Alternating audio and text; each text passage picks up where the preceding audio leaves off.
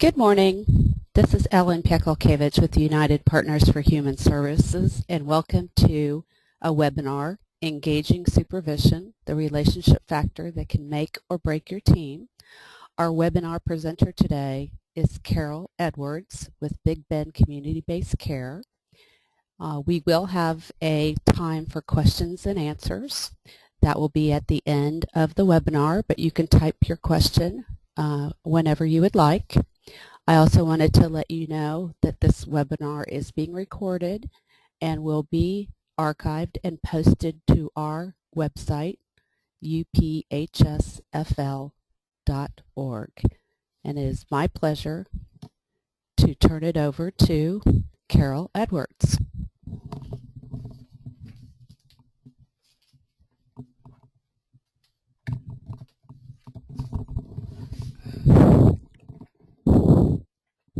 Good morning.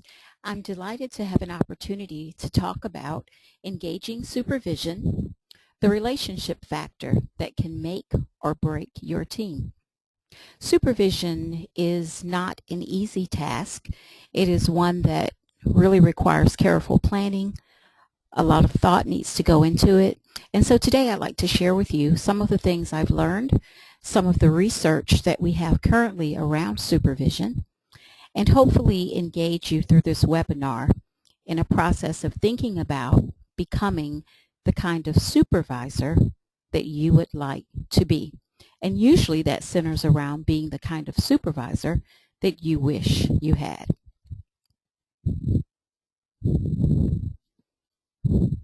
So first, as we begin our session, there's some objectives that I'd like to go through with you.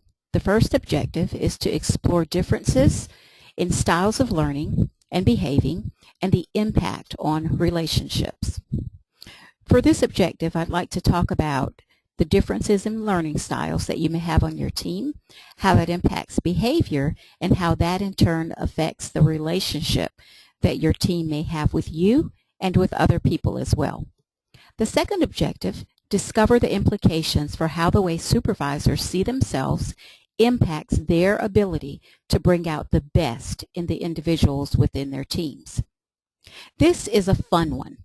This one is all around you identifying as a supervisor, how you are perceived by others on your team, identifying what your skill sets are, and being aware of how that impacts others on your team.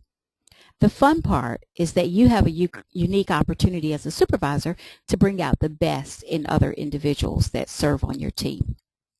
Our third objective is to utilize your own personality and skills to tailor supervision to the strengths and style of each individual staff person. As much as we talk about teaming in supervision, it's absolutely critical that we identify the unique needs that each person on your team brings to you and how it is that you're able to meet that individual staff person's needs. The last objective is to understand the role of coaching in supervision. The first step that I'd like to talk about is to decide to strive for excellence.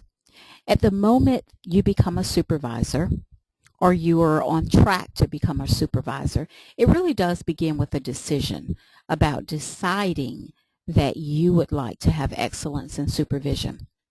And so the first thing is, what kind of supervisor do you desire to be? Many times in organizations, supervisors are promoted based on their longevity within an organization or within the agency. And so they may go into a supervision environment without really having thought about what kind of supervisor they would be. So that really needs to be the first step. It's like with anything else that you want to do professionally. You have to really decide how great you want to be at it, because it will affect your investment and what you contribute to it. So that's your first step. What kind of supervisor do you want to be? The second thing is to identify your challenges and your strengths. We use a strengths-based supervision approach. It's one that I am particularly invested in. And many other times we don't think about strengths in our busyness. We get so busy with our tasks that we lose focus on what our strengths are. So one of the things that you need to do to have engaging supervision is to take the time to sit down and identify what your strengths are. You can do this in many different ways, and we'll talk about it a few times throughout our webinar this morning. But one of the first things you can do is to get input from folks that supervise you, asking about strengths that they've observed in you. Ask your team, what are some of the things that they see as a strength that you might have? Also, at the same time, you have to be aware of what your challenges are. I prefer to use the term challenges versus weaknesses because challenges, of course, you can overcome. It's more of a strength-based language, and so I would encourage you to use these same terms when you're referring to your staff members. You don't want to ever describe someone as having a weakness in a particular area, but if you encourage folks to look at points of difficulty as challenges, then that really can promote the motivation that it'll take to overcome what those challenges might be. So it's really all about being honest with yourself. What are your strengths and what are your challenges? The third step is to find great examples. Now, I've had great supervisors and have had the opportunity to really learn from them. So that's one of the most critical pieces, is to identify great examples. Who have you seen that display great supervisor qualities? And then take the time to think about what those things are. What are the character traits that they demonstrate? How do they interact with others? What makes them a great example of supervision? Now, the one caution with this is that sometimes folks will say, well, I haven't really seen a great supervisor, or I haven't had a great supervisor. So what you want to really focus on is not looking at the person as being perfect in every area, but if there is an area of their supervision they do well, find a great example in that quality or that trait or that behavior. And then look for someone else to find an example of another trait or another characteristic or another behavior. So find great examples all along the way that you can then model. The fourth point in striving for excellence is around setting specific goals. Setting specific goals around what goals you have as a supervisor, as well as goals you'd like to achieve within your team. It's difficult to stay focused and to achieve your targets if you don't begin with a goal in mind. So it's very important to set those goals. These 4 steps put us on the right path to striving for excellence in supervision.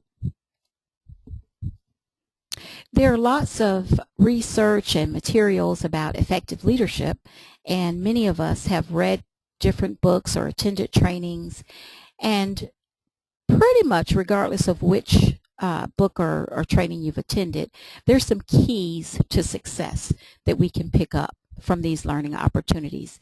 And 2 that really stand out have to do with trust and confidence in top leadership and effective communication. So let's talk about the first key to success in effective leadership: trust and confidence. More than any other quality that was identified in most of the national research around leadership, trust is the #1 character trait that staff look to in their leader. So it's really important to identify what behaviors you have that communicate to your staff that you're trustworthy, that they can count on you, and they can have confidence in you as a leader. This particular bullet also has to do with you as a supervisor having trust and confidence in your leadership. So even though you may not agree with everything that your top leadership puts out as a decision, it's important that you're able to align yourself with where your leadership is headed. We may not always agree with that final decision, But it's really important because if we don't have any confidence in our top leadership, then we can create divided loyalties among our own team. And then your team is out of alignment with top leadership, which can create a host of challenges. So we have to have confidence in top leadership. And then the second point in terms of our key to success is effective communication.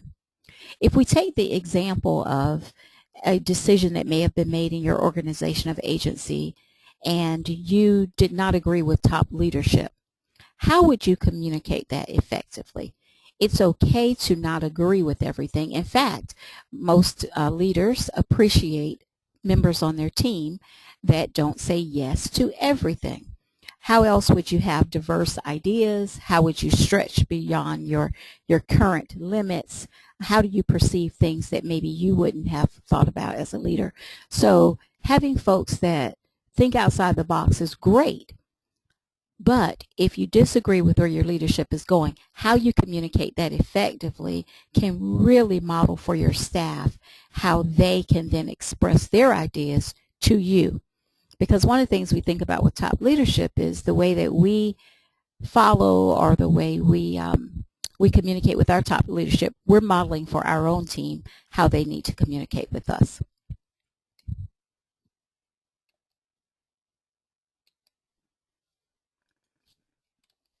Okay.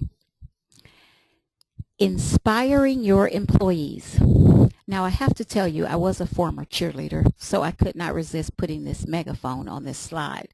So, go Noles. I was a cheerleader for Florida State, and so I am always cheering for my team.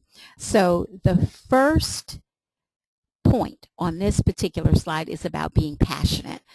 And so being passionate is about expressing your passion. What is it that you're passionate about? Your team should be able to identify that. If someone went up to a member of your team and said, well, what are they passionate about? What's Carol passionate about? My team hopefully will be able to describe that to you clearly because I express my passion on a regular basis. So you want to express what it is you're passionate about. One of the things that does for your team is that it gives them permission to express their own passion. Even if your passion is not exactly what you're currently doing, tapping into that passion and having permission to share it. If your team feels like they have permission to share that, that then inspires them to do more, to give more to your organization as well. The other thing about passion is that you have to make time to connect with it. This is a caution to not get so busy and task-oriented that we forget the importance of passion, because connecting with your passion gives you energy to do some of those tasks. So you never want to lose touch with your point of passion. Also, get your employees involved in the decision-making process. In most organizations and agencies, decisions are made every day, all day long. And as a supervisor, a lot of them are on your plate. So instead of feeling like you have to make all the decisions for your team or at your agency, get your employees involved. Sometimes they may come up with a better decision than you will because they may see things from a different perspective. So when you have to decide something, you want to get input. If you have an initiative that you're working on in your agency and you've been asked by top leadership to give input, the first step you want to take is to inform your team about this decision that you're going to have to make and encourage them and invite them to share their ideas with you so that the ideas you present to top leadership are not just your ideas, but they have the benefit of your entire team. You'll get a lot more accomplished that way, and you won't feel like everything is up to you or you have to know everything. The next thing is to know what your organization is about. So this involves doing homework. If there is an annual report or if there's a strategic plan that's developed by your top leadership, if there are position papers that are written, even if it doesn't directly fall in your domain, It's important for you as a supervisor to take the time to read those documents, to ask questions, and to be engaged in that part of your organization. Your team is really counting on you to have a higher level of expertise. So if you're not up to date, it would be very difficult to then encourage your staff to do the same thing as well. So understanding what each division is about. So one of the examples I'd like to give on this part is that, for example, if you are in a division that has to do with maybe direct service to your client population, and you have a department that handles quality assurance or quality management, even though you may be in two separate departments, in order to effectively engage with your clients, it would be really important to know what your quality assurance team is finding as common practices within your organization. That'll give you an idea of the perceptions that your clients may have about your agency, what their experiences have been, and it will help your team be more prepared to deliver those direct services. So making sure that you've read up on that latest QA report, that you're aware of what the research is showing, and what their outcomes are showing in performance for your organization. So you always want to know more about the organization than just your team. There's a quote on this slide that I could not resist. It's written by Maya Angelou, and it says, "A leader sees greatness in other people. He nor she can be much of a leader if all she sees is herself." So that will remind us about spreading the wealth and involving other people and other perspectives. There's a book that I wanted to let you know about. It's called Strengths-Based Leadership. And this book is one of the hallmark books about leadership. In fact, it was #1 by the Wall Street Journal as a bestseller. It was also New York Times at the top of the bestseller list. This one is produced by the Gallup Press. It involved a research study of over 10,000 professionals in the field, and it asked a questionnaire about leadership. Based on the 10,000 that were surveyed, there were 3 keys that were identified to being a more effective leader. The first one is knowing your strengths and investing in other strengths as well. So if you remember back at one of the beginning slides, I talked about identifying what your strengths were. So this, out of all of the research of 10,000 that were surveyed, is one of our 3 top skills of being a more effective leader, is really taking that time out to know what your strengths are. So you might think, is your strength in the area of communicating? Is your strength in the area of engagement? Perhaps your strength is in the area of being timely. Perhaps you're very different from me and your strength is in the area of documentation. I am definitely more of a free spirit, so that would not be what my strength was. But know what your strengths are. And then the second part of that is to invest in other strengths as well. So the strengths that your team brings to you, it's important to make an investment. How do you build those strengths? How do you share those with other people is really important. The second key to being a more effective leader from this Gallup poll was getting people with the right strengths on your team. This really embraces the spirit of diversity. So if you have a team and you have an opportunity to put together a team, you want your team to be as diverse as possible so that you're able to tap in to a broader network and have greater outcomes. So getting the right people with the right strengths on your team. If everyone in your team is skilled in one particular area, who gets to do the rest? How will your team shine overall and be a well-rounded team? One of the things that we know is that we're usually not great at everything. So if we're able to get people on our team with the right strengths that we're missing, that can become real key. So right now, if you have a position open on your team, I would encourage you to think about what's missing. What is missing on your team in meeting your performance outcomes, meeting your objectives, connecting with certain individuals, producing the right kinds of information? What is that missing piece? And while you're recruiting for a team member, recruit for that set of strengths so that you're adding that to your team specifically. Our third key is understanding and meeting the basic needs of those who look to you for leadership. Every person that comes to you on your team has a set of needs. Identifying what those needs are. And so this is about more than the need to get paid for work, because there are lots of people that do all kinds of altruistic things and volunteers in lots of capacities. So it's not about money, but meeting the basic needs means what is it that each individual on your team needs at a very basic level. Do they need affirmation? Do they need to feel included? Do they have a basic need to be part of the decision making in order to feel good about their work and about what they're doing? So in order to understand and meet it, that presumes that there has to be some conversation, some exploration around what those basic needs are, because how else would you know what the basic needs are that people have? You may perceive some of them, but every now and then it's good to do a check with your staff and ask about needs that maybe are not being met.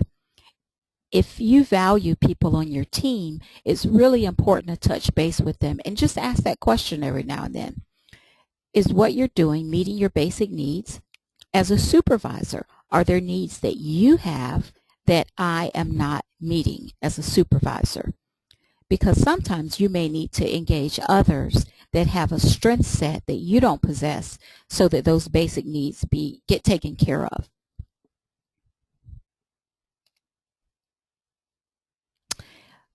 Part of this research as well looked at 4 domains of strength. So you'll see the toolbox over there that talks about leadership tools. So hopefully there are things that you have in your tool bag, and these domains of strength represent 4 tools that you can develop. So you want to think about what's in your toolbox. So our first domain of strength is all around strategic thinking. Now, strategic thinking is pretty simple as a concept, so most of us have had some time thinking about how to achieve a certain outcome, and we may have been involved on a strategic team at one point or another. But a couple things I want to mention about strategic thinking. The first thing is that you have to get off the page and you have to get out of the box. So in thinking strategically, it's corralling your team around an outcome that you'd like to achieve, a change strategy you'd like to make in your agency, and encouraging your team to really get out of the box and get off the page so that you're able to be focused on what could be, not what is currently, but you're really looking at things that could be, and we'll talk about that. The next domain of strength is all around influencing. So how do you support the strength building in your team to influence certain behaviors and outcomes that have an influence on others as well? The third domain of strength is relationship building, which we know is a critical factor in any of our business interactions, our human service interactions. Relationship is really the cornerstone of what we're all about. And the fourth domain of strength is executing. It's really all about getting those things done. So let's look at each of these domains individually for a minute. Strategic thinking. So we mentioned that this is all around keeping your team focused on what could be. How do you do that? One of the first things you need to do is to be able to schedule think time. So around this whole concept is more than having a staff meeting. This is about scheduling a specific time where you would bring ideas to your team or outcomes that need to be achieved. And this time is really dedicated to involving your team in some think time. Let's think about how we could impact the outcome. What would our role be? How could we do things differently? Encouraging staff to share ideas. Many times in staff meetings, there's an agenda, and everyone is just focused on moving quickly through that agenda and getting to the end. There's really not a lot of opportunity for thinking. So strategic thinking really requires think time, conversation, everything else being put to the side while you're focused on what could be. This doesn't happen without really having a vision as well, is another part of strategic thinking. A vision about where you're headed, where it is that you'd like to go, and how it is that you would get there.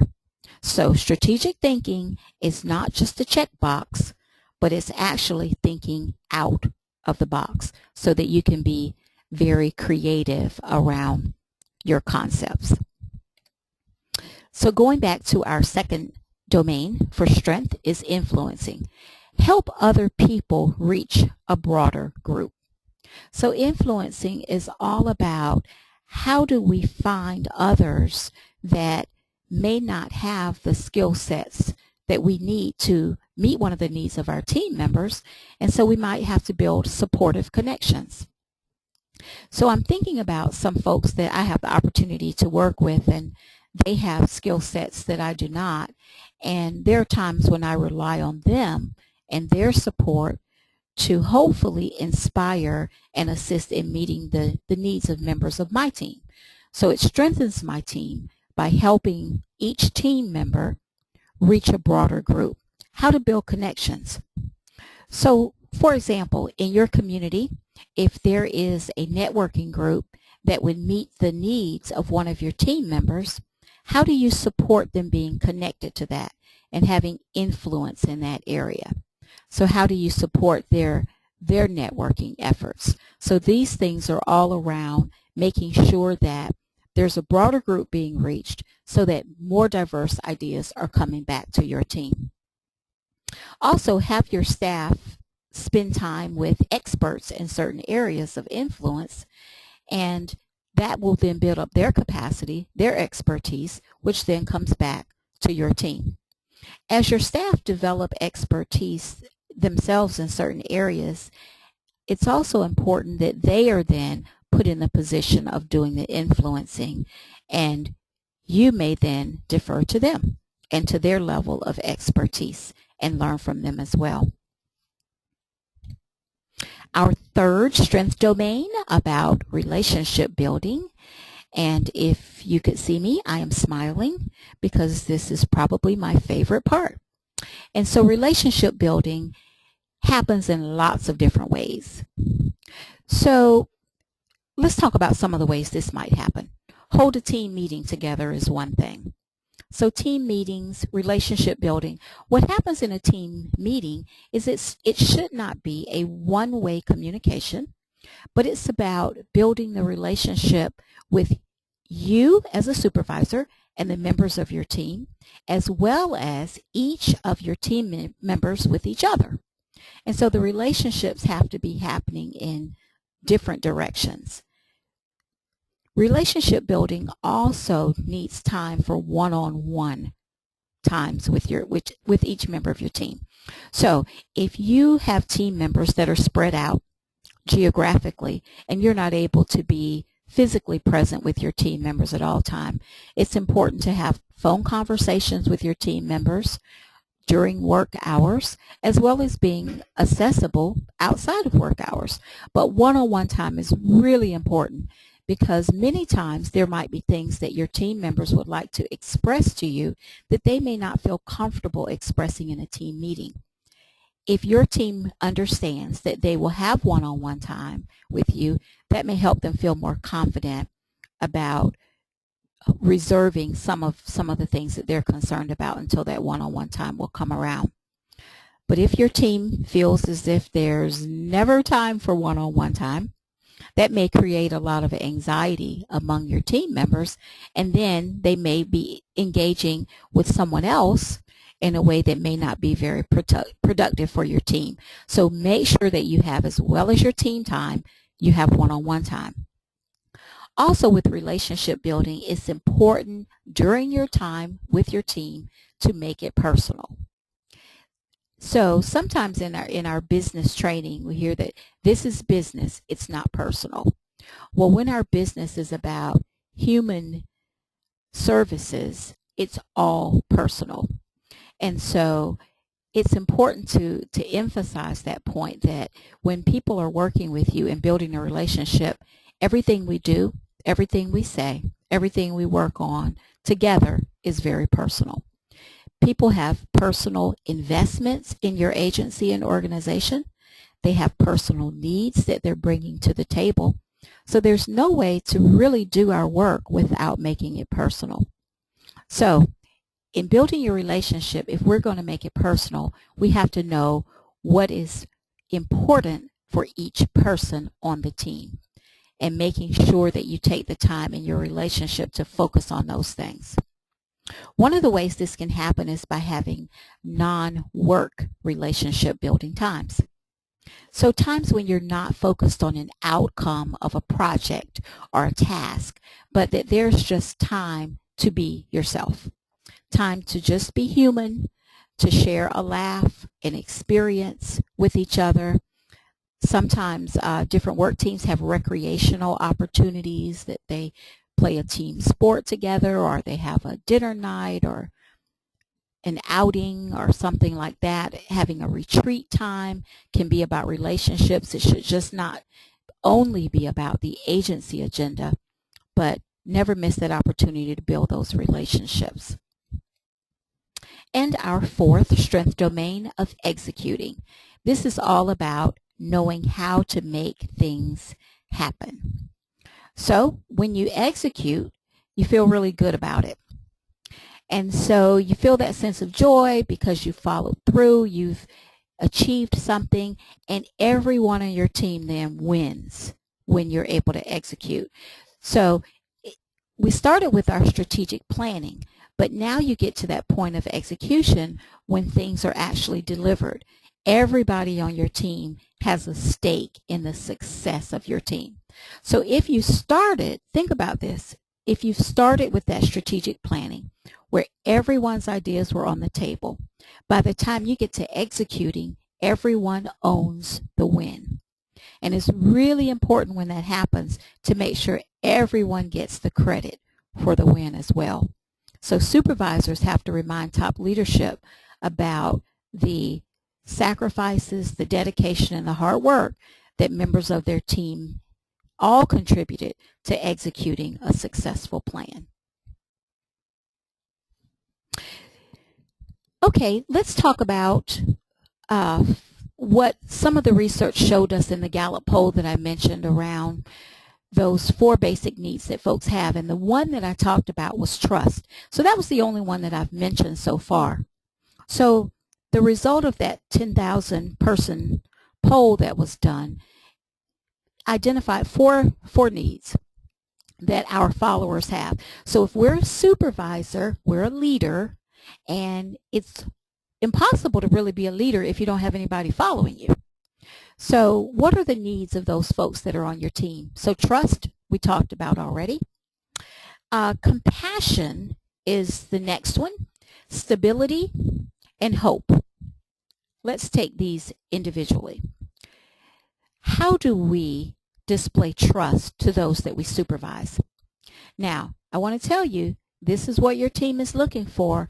So let's be really aware of what we're doing in these areas. 6 steps to ensuring that your team sees you as being trustworthy. Number 1 thing is to keep your word. So if you've made a commitment to your team, it's important to follow through on that commitment. If there is something out of your control that comes up that prevents you from meeting that, your team deserves an explanation about that and to be informed that this is not something that we can do and why. So keeping your word. Second step to building trust, buffer against unreasonable work demands. Often from your top leadership or from outside organizations that influence your funding structure, There may be at times work demands that really exceed what is reasonable. As a supervisor, it's important for you to put forth as much effort as possible to be the buffer for your team. So if there is a way to lessen the impact that an unreasonable work situation has on your team, then as a supervisor, you have to take the hit. That's all about being a great leader. The third component to building trust is to serve as a supporter between them and upper management. So remember when I mentioned being a cheerleader, this is your time to shine. So with your own staff, you are the supporter between them and upper management. If there's an issue of concern, then as a supervisor, you want to be perceived as the number one supporter for everyone on your team. Your team needs to know that you're supporting them, and upper management needs to know that you're supporting your team. Fourth step, follow through on commitments that were made. So if there's a time frame that was identified in an earlier meeting that you had with your team, if there's something that you made a commitment to do, it's important to follow through on those. Protect your team and advocate for them. So if you know that things are rolling down that may be uncomfortable or difficult or stressful for your team, then you will need to serve as the protector and to be advocating for them. Sometimes there's something that we have to do above and beyond and extend, but it's important also to be that advocate for your entire team and to always finally have their best interests at heart. So that happens individually. It also happens collectively for your team. So what is in the best interest of your team? You are the champion for that, as well as the best interests of each person on your team, keeping those things in mind as well.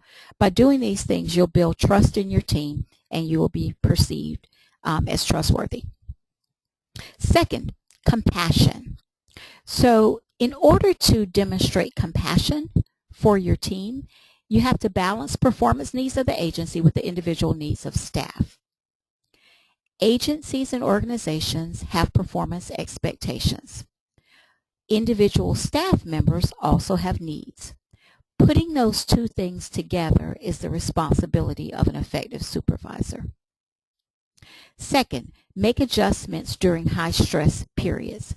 There are times when one member of your team may take the lead on an initiative, and they may take the lion's share of the workload for that particular project.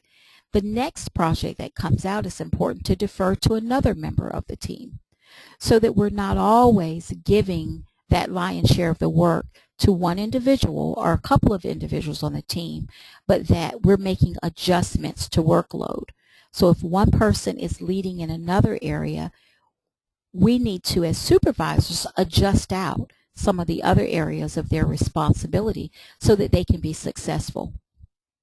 Respond to staff need for support when he or she is struggling with a personal need or issue. Now, this is human services. And so our staff members have personal needs or issues, and they will bring that to the work environment. There is no way to not bring that there. I remember when I first started and people would say, you know, you leave your work at work and you leave home at home. So I have not seen that happen very well in any organization that I've worked with, because we are whole people.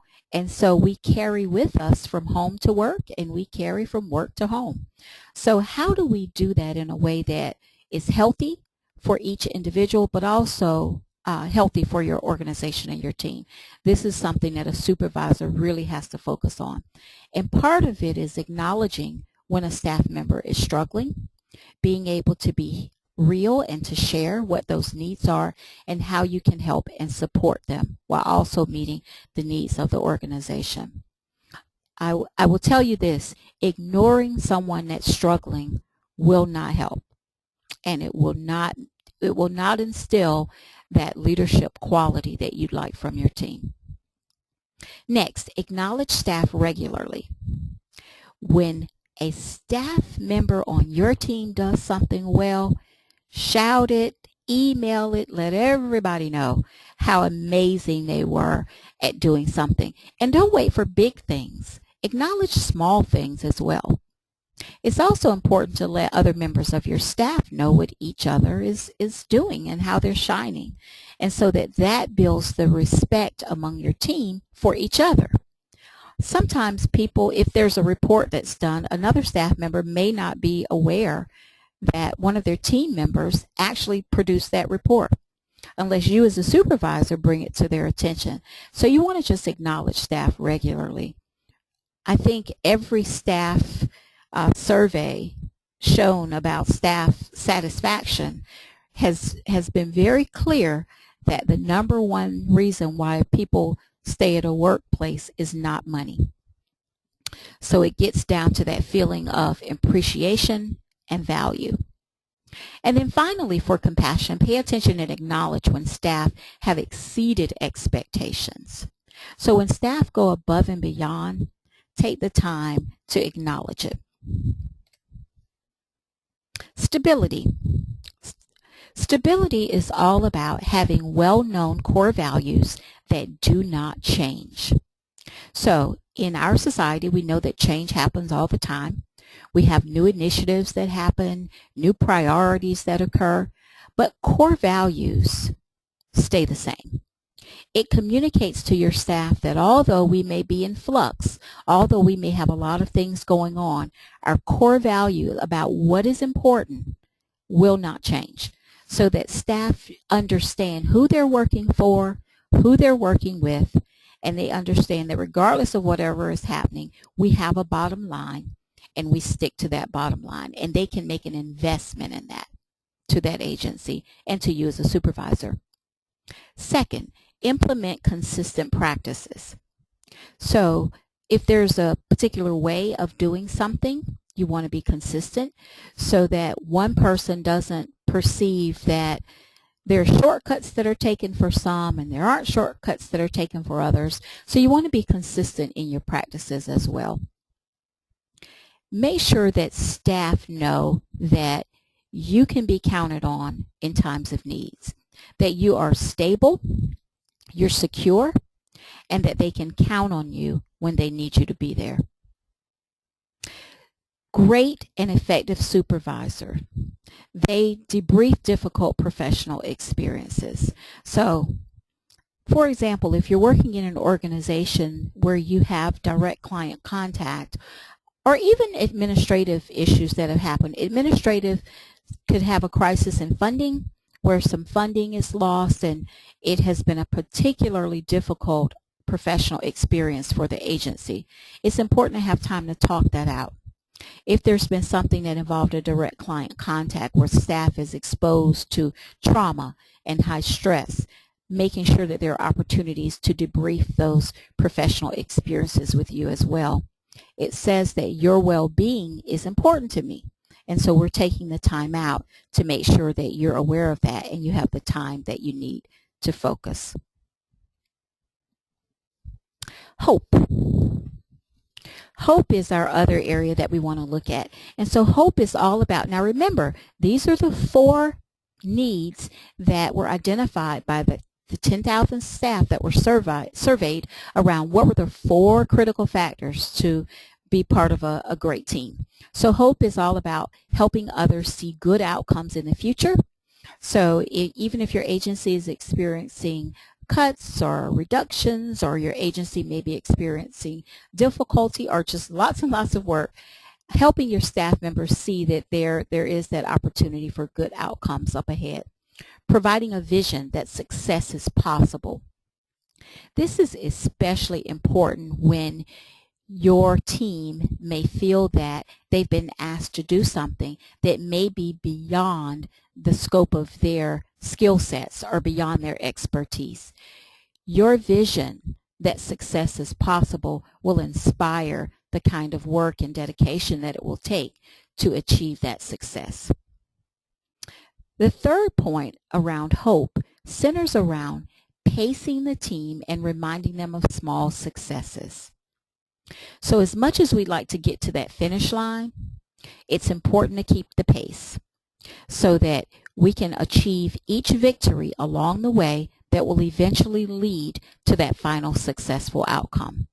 And always encourage a positive outlook so that your team is inspired and focused on great hope. What makes a person want to follow the leader? So those were the things that we've just talked about. All of the attributes that we've talked about so far will inspire your team to be able to follow you and perceive you as a great leader. This statement, let's take a look at it.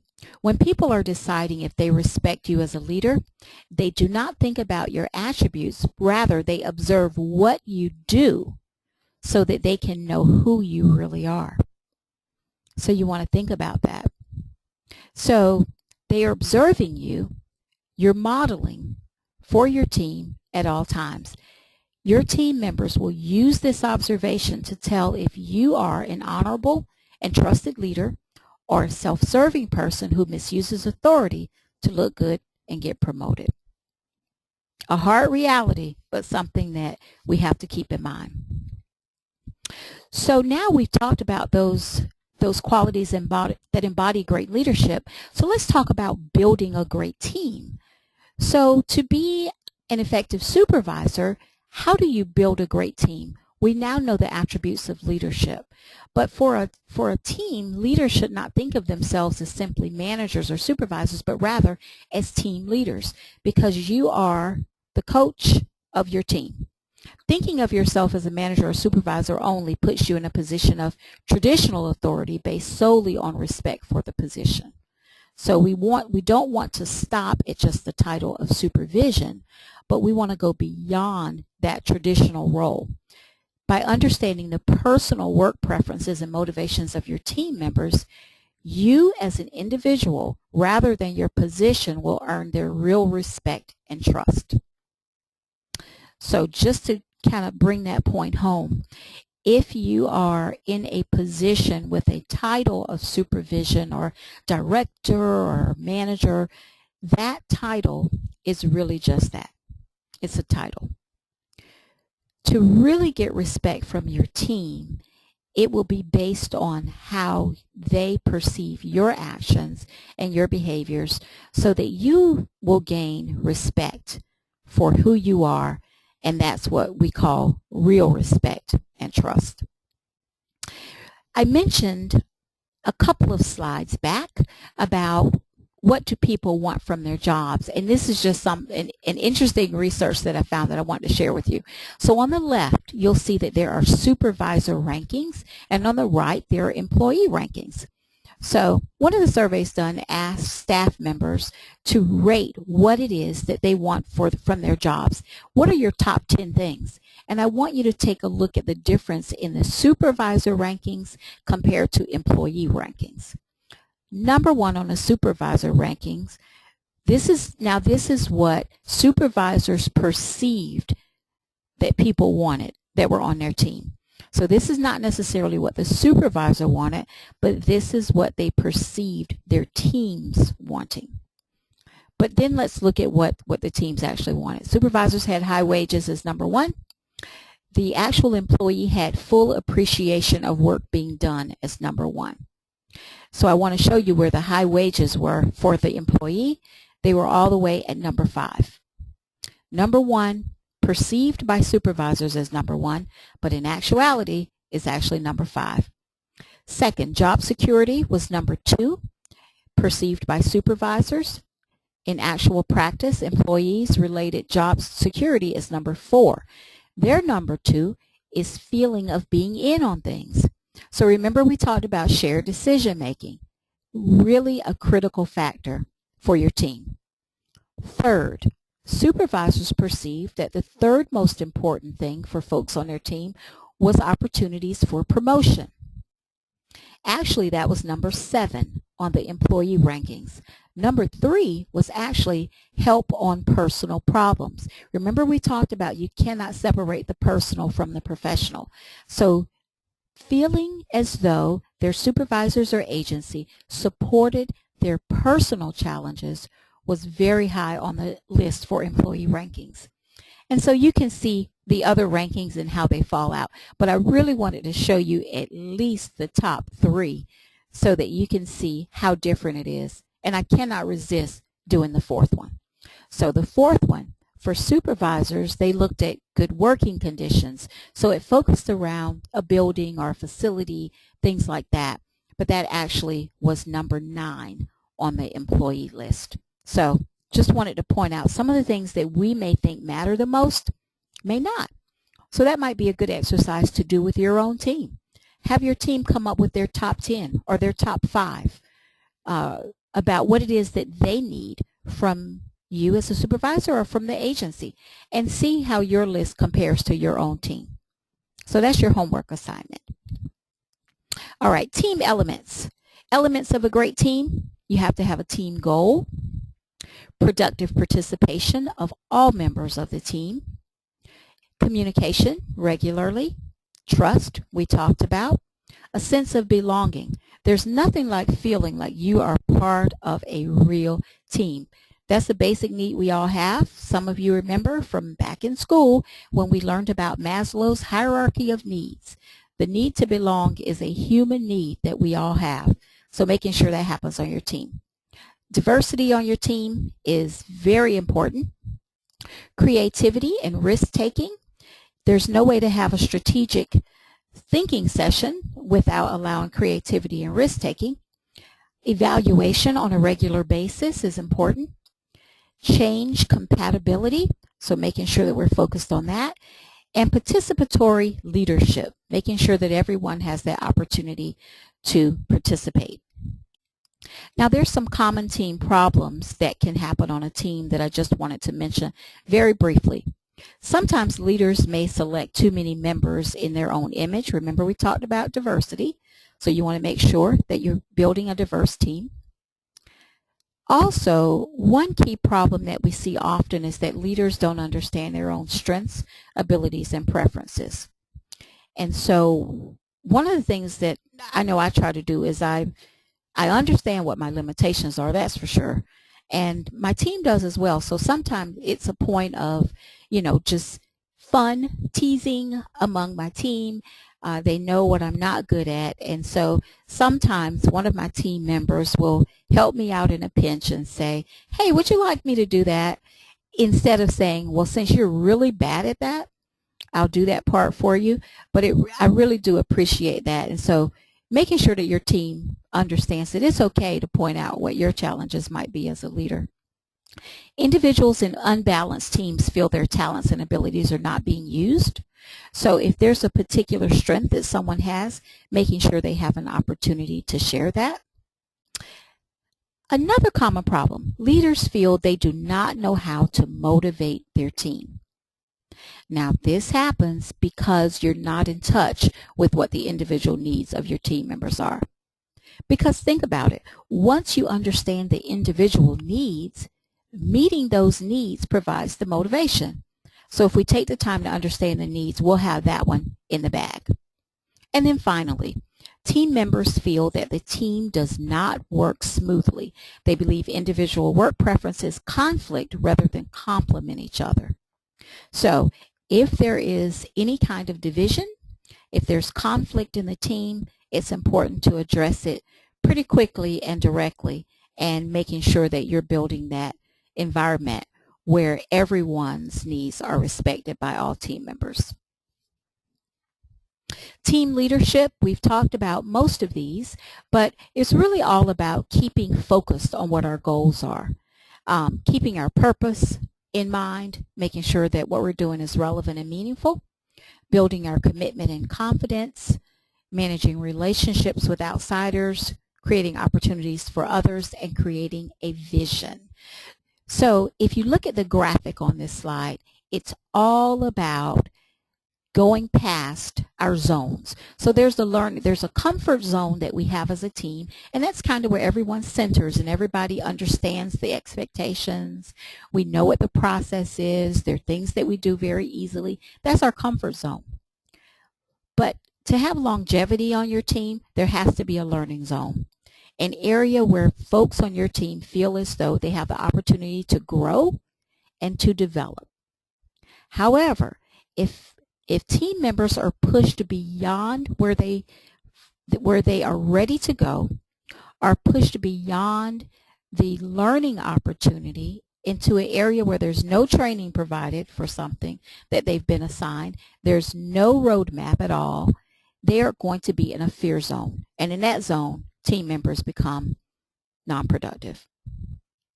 So, are you ready to be a team leader?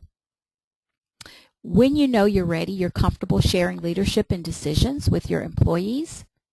You prefer a participative atmosphere. The environment is highly variable, or it changes quickly. You need the best thinking and input from all your employees. Members of your team, they already are, or they might become compatible with each other and create a collaborative rather than a competitive environment. So one of the things we say on our team is that, we don't compete with each other. We try to help each other shine, and that's really important. You're ready to be a team leader. You need to rely on your employees to resolve problems, know that they have the capacity, and they can do it. Formal communication channels are not sufficient for a timely exchange of information and decisions. So sometimes it has to be very personal, one-on-one, and making sure there's time for those conversations. All right, there's some tips for team building. Now these are just practical, simple tips for you. First tip, be enthusiastic. It's contagious. People will catch it. Develop a sense of urgency for your team building. And what that talks about is that urgency around building a team, that it's prioritize it, make it a priority. Setting clear rules of behavior so everybody understands expectations. Keeping your team members informed. Growing together as a team.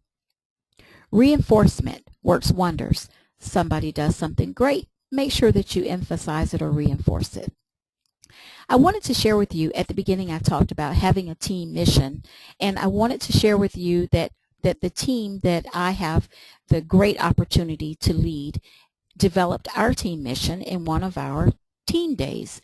And so we sat down. Now, as an organization, our agency has a mission statement, we have a set of core values, and we have a vision. But for my team, my desire was that we have our own mission and vision, because as a team, it helps us to stay connected and to work towards a very common goal just for our team. So I just put that up there so you can have an example of what it might look like if you would like to develop a mission for your team. I lead a training team. So our mission that we created is to develop a workforce that is competent, knowledgeable, ethical, compassionate, empowered, collaborative, resourceful, and committed to providing excellence in child welfare practice. That's an example of a team mission statement. And then we set about creating a set of team goals. I won't go through all of them, but I just wanted to show you as an example that for your team, the way we came up with these goals, it was in a think tank session, and we identified what each person on the team perceived as a goal. So everyone went around and shared goals, and we then put them together. Some of them we created. One person started the goal off and the other person ended the goal. But this is just our set of team goals. So I would encourage you to invest the time to develop team goals for your team. This is just a question that I wanted to share with you, is to ask you where you are on supervision. Just something for your own insight. Over supervision or under supervision? So over supervision gets to the point where we talk about being a micromanager, and under supervision is when your team can't reach you, they don't know how to connect with you, and they don't get any guidance or direction. You want to make sure that you're in a balanced position. Diversity, we mentioned how important that is, and so I couldn't resist another Maya Angelou quote. In diversity, there's beauty and there is strength. Strength for your team. In terms of diversity, there's the section that gets to the near the end of this presentation around diversity and how do you build the capacity for valuing diversity on your team. So in order to value diversity, there's 4 things that are important. The first one is personal awareness, being aware of your own values and where you stand on things. And so these are components that I'm just putting up now around personal awareness and some of the things that you can do to increase your capacity in this area. But this is really all about looking at yourself and who you are, what your own biases are. Now, as much as we sometimes as parents like to say, there are no favorites, we love all our kids the same, and so we say the same thing on our teams. But guess what? There are people on teams that are easier to work with than others. There are people that are easier to supervise or lead than others. So also, there's sometimes folks that may push a button. So part of our value in diversity is, first of all, accepting that, acknowledging it, and understanding where we are on it, because that gives us an opportunity to work on it and to grow in that area. So being aware personally. The next area around value in diversity is about cultural awareness and sensitivity of other cultures. So this moves beyond your personal awareness to learning about others and being aware of the unique perspective that others bring to your team. So this is where you have an opportunity to learn from your team members. What is it that they bring to the table? What is it that they need greater tolerance for from the team? And this is not about, I guess I would say, emulating what a culture does or says. So it's not about picking up the jargon of the culture that your team reflects, because that may be perceived as offensive. So this is about really appreciating that culture, not trying to be that culture. The next area is around knowledge of other cultures. So learning, acquiring that information.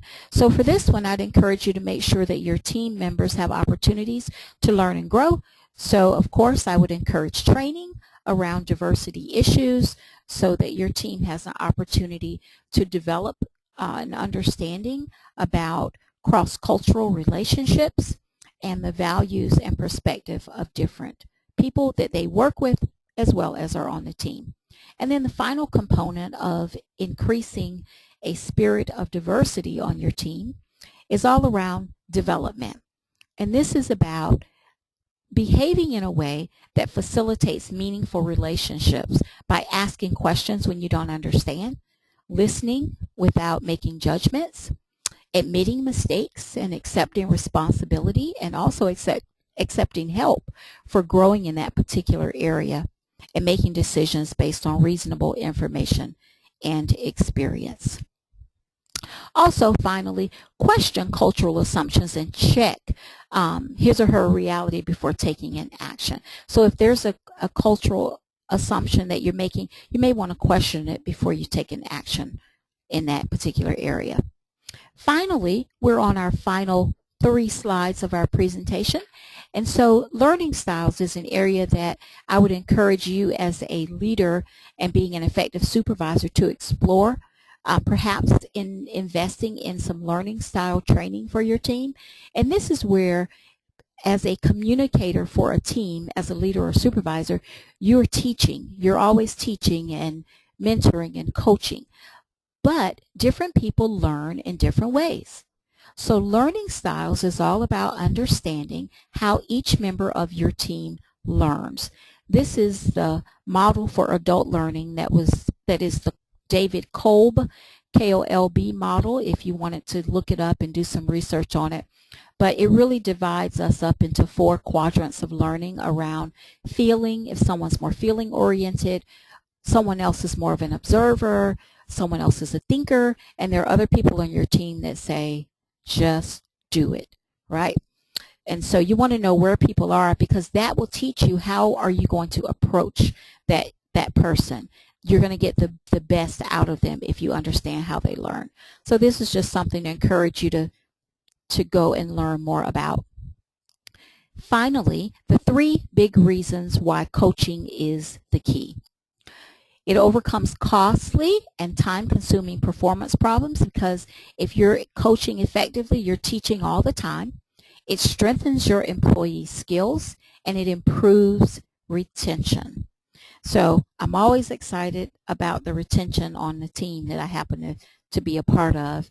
And that's important to me, that staff feels valued and that they're needed and that they're wanted. And oh, I wanted to share this with you. I actually forgot that I put this on the slide, but I wanted to share with you that I developed as a leader my own leadership purpose statement, and just as a suggestion, what it does for me is it helps me to stay focused regardless of what the task is that I'm working on or the assignment I've been given. I have a leadership purpose, and so I'm focused on achieving this no matter what else it is that I'm doing. It really does help to keep me in check. So you might want to think about developing your leadership purpose statement for yourself. And your closing message is, of course, a quote by Maya Angelou. This little session was kind of, the quote part of it was dedicated in her memory because she was such an inspiration to so many of us. But the closing message from Maya: I've learned that people will forget what you said, people will forget what you did, but people will never, ever forget how you made them feel. So hopefully you're inspired to make your team feel valued, respected, and important enough to invest your energy in becoming a more effective supervisor and having relationships that are outstanding. So that concludes our hour for this session. And we are now open. If anyone has any questions, you can please send those questions to us. Just type them in, and I will be able to respond to those questions.